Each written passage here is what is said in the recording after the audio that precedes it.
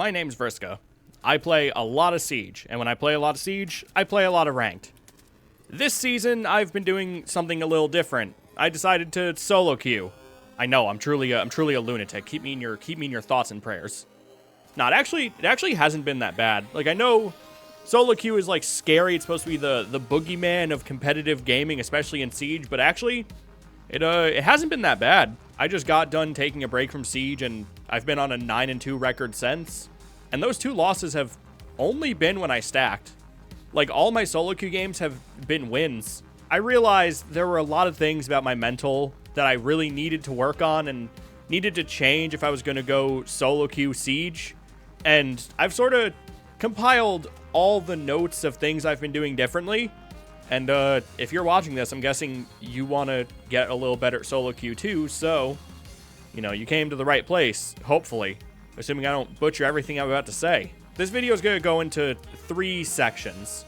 One about going into solo queue and what you should do before you even queue in. Second section is going to be called the analysis round. Thank you to Chris for that name, because it's actually genius compared to what I had before. And last section is just going to be generally about your mental, because your mental is going to be more important than anything else when you go into solo queue. Let's just get right into it. Very first thing you need to know is that solo queue, you know, it's not the boogeyman, but it will be inherently harder than if you just played with a stack. Because with a stack, you've got, you know, comms, you know how everyone plays, you know what they play, you know what you're going to be doing. This is going to be 4 complete strangers, and you are all alone out there. Siege is a team game, and by not stacking, you know, it's just going to be a lot harder because you're going to run into randos that don't want to be team players. Nothing you can do about them. All you can do is try to be a team player and try to wrangle these people into being team players. If you cannot adapt to how much harder solo queue is compared to playing in a stack, I would highly recommend that you do not solo queue. Like, being able to adapt is one of the key skills in Siege. And if you can't adapt just to people that, you know, might not use their mics or might not play optimally, I would recommend you work on your ability to adapt first. Second thing about going into solo queue, comms aren't mandatory. You're not required by law to turn on your mic or go into text chat or anything, but I will recommend it. The thing is, comms, especially voice chat, are the strongest information tool in all of Siege. Stronger than pings, stronger than cams, stronger than, you know, jackal feet, stronger than Deimos ping.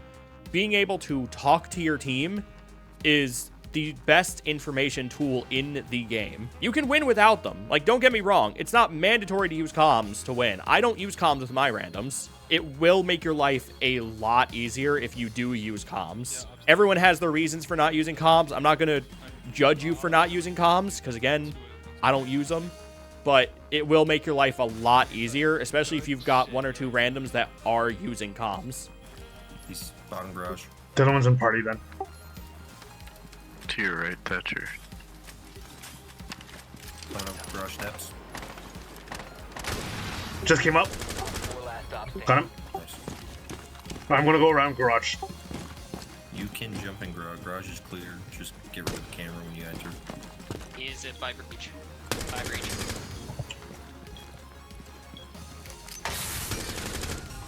Got him. Nice. Good game. Thanks for that call. But if someone is using comms and is only using comms to be toxic and talk mad shit, you can just toggle mute them. You can just never have to hear them again. They had 1 chance to not be weird on mic, and they wasted it.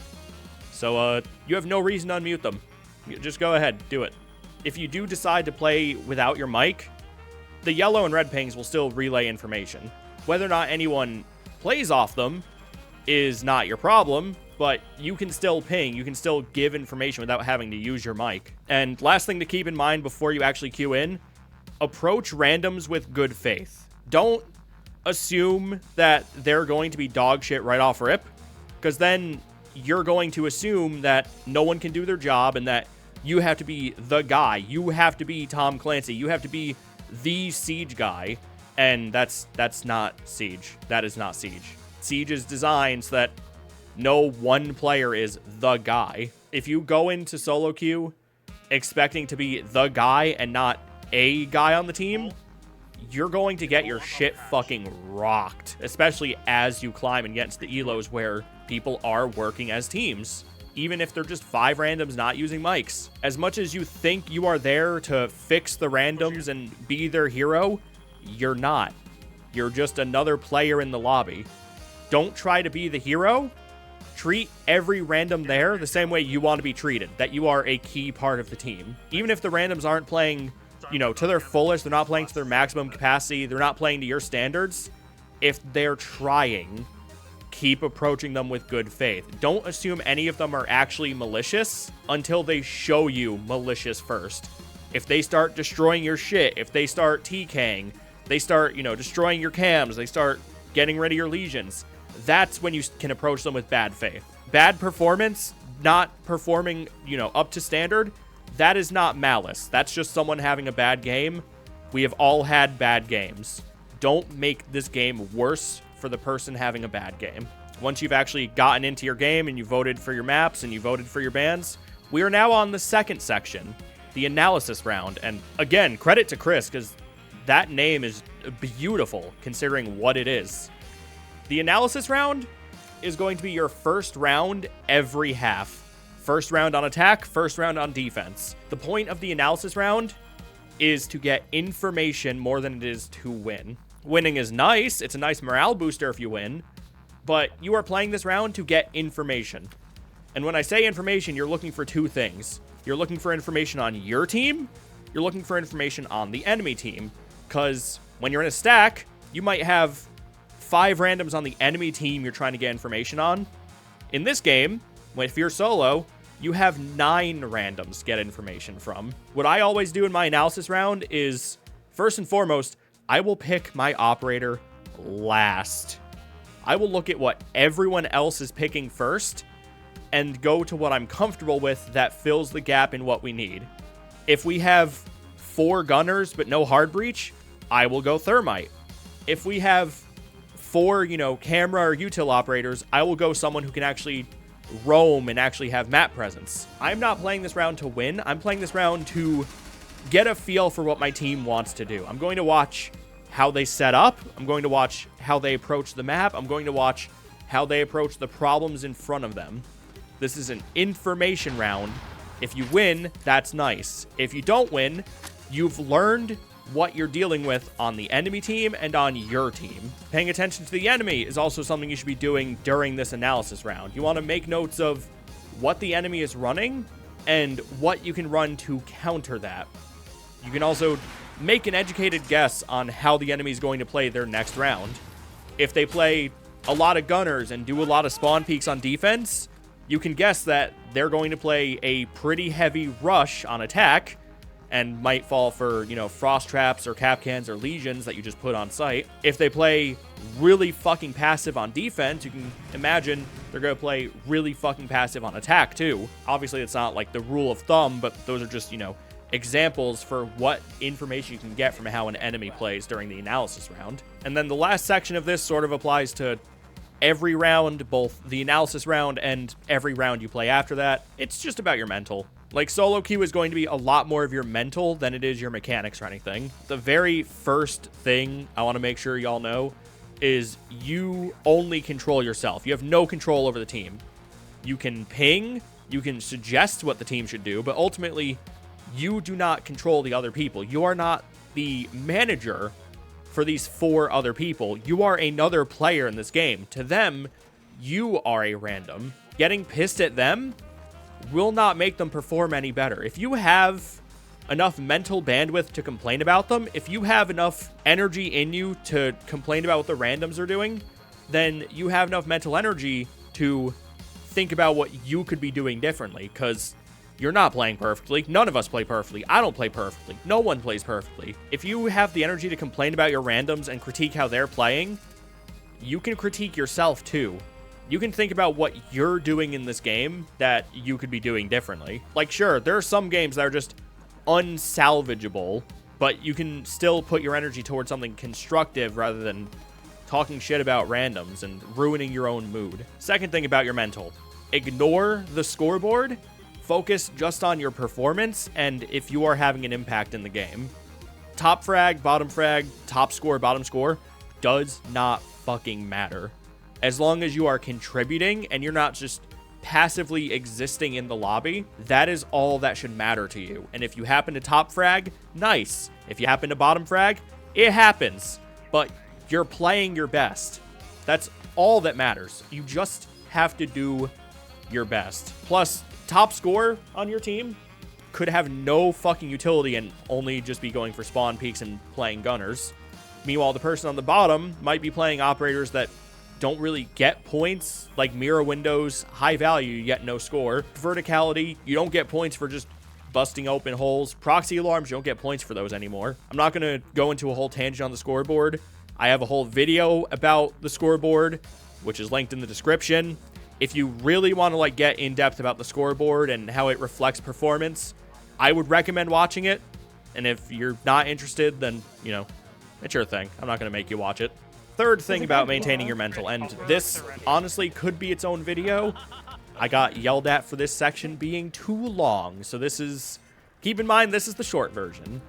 Toxicity. Your mental, above all else, above your mechanics, above whatever your randoms are saying, your mental is going to be the most important thing. You have to keep yourself in a good mental state, because if you let yourself fall for, wow, this rando's playing like dog shit, or I'm playing like dog shit, or wow, they're calling me shit, so now I have to perform better. No, you have to keep your mental in check. You have to keep your mental level. You have to keep yourself positive, because if you start thinking badly about the game, if you start thinking badly about your team, if you start thinking, oh, this guy's playing like shit, maybe I should do his job for him, then no, you've fallen for it. You have fallen for the toxicity. If you are doing your best, that is the only thing that should matter. If you're the kind of person who falls for like trash talk and everything, turn off match chat. Turn off team chat if you need to.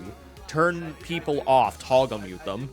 Your mental comes before anything else. If you're in a good mental, you will play better. If you're in a dog shit mental and you're having a bad day and this is making it worse, you're going to play worse. You have to keep your mental in check. I could do a whole fucking video on toxicity if I wanted to, because people really underestimate the value of a good mental in this game like this. And if people are being, you know, toxic to you for any reason, don't stoop to their level. People that are being toxic, whether they're on your team or their team, they're just playing in the shit. They're playing in a big old fucking puddle of shit, and they want someone to play in the shit with them.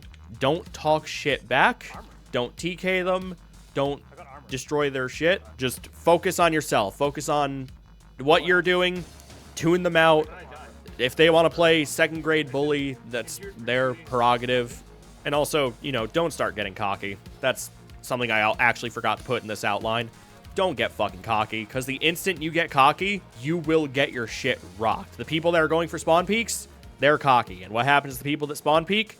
They get their shit rocked. People going for runouts get their shit rocked. People who think they can do gimmicky angles because they think they're better than you, they will get their shit rocked. Don't get cocky.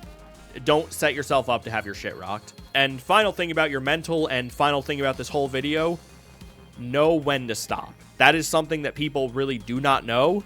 And if you are solo queuing, this is honestly one of the most important things. It's something you need to learn sooner rather than later. Know when to stop and just turn off the game. Because when you're playing in a stack, you can share the loss, you can talk to each other, you can kind of uplift each other back up.